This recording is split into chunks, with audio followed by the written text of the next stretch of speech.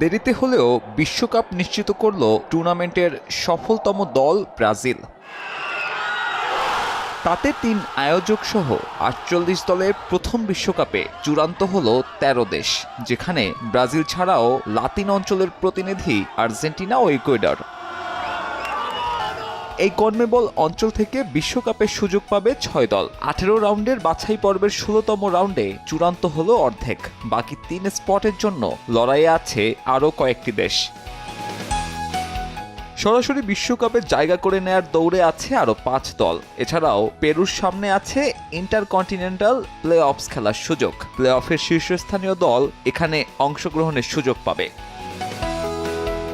Asia অঞ্চল থেকে সর্বোচ্চ ৬ দল নিশ্চিত করেছে বিশ্বকাপে নিজেদের জায়গা। এই মহাদেশেই সবচেয়ে বড় চমক, প্রথমবারের মতো দ্য গ্রেটেস্ট শো আনার্থে জর্দান, উজবেকিস্তানের মতো দল আছে দক্ষিণ কোরিয়াও। এই কনফেডারেশনে সরাসরি বিশ্বকাপ খেলার জন্য জায়গা বাকি আরও ২টি। সেক্ষেত্রে প্রথমবারের মতো সুযোগ পাবার সম্ভাবনা আছে আরও দলের। এছাড়াও প্লে অফ জিতে ইন্টারকন্টিনেন্টালের মাধ্যমে এশিয়ান দলের সংখ্যা বাড়ানোর সুযোগ তো আছেই। নেশনস লিগের ব্যস্ততায় দেরিতে শুরু হয়েছে উয়েফা অঞ্চলের বাছাই পর্ব। ৫৪ অংশগ্রহণকারী দল থেকে স্লট থাকবে সর্বোচ্চ ১৬টি। এখনও জায়গা নিশ্চিত নয় কারো। ইউরোপ থেকে অবশ্য থাকছে না ইন্টারকন্টিনেন্টাল প্লে অফস খেলার সুযোগ।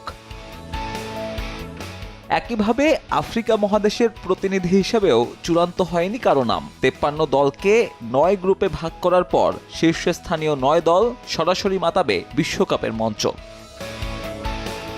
কনকাকাফ অঞ্চল থেকে আসবে ৬ দল। আয়োজক হিসেবে আমেরিকা, কানাডা আর মেক্সিকো জায়গা পাওয়ায় স্লট বাকি ৩টি। চতুর্থ রাউন্ডে ওই ৩ দলের ভাগ্য নির্ধারণ হবে ফুটবল পিচে। ওশেনিয়া থেকে সরাসরি জায়গা করে নিয়েছে নিউজিল্যান্ড।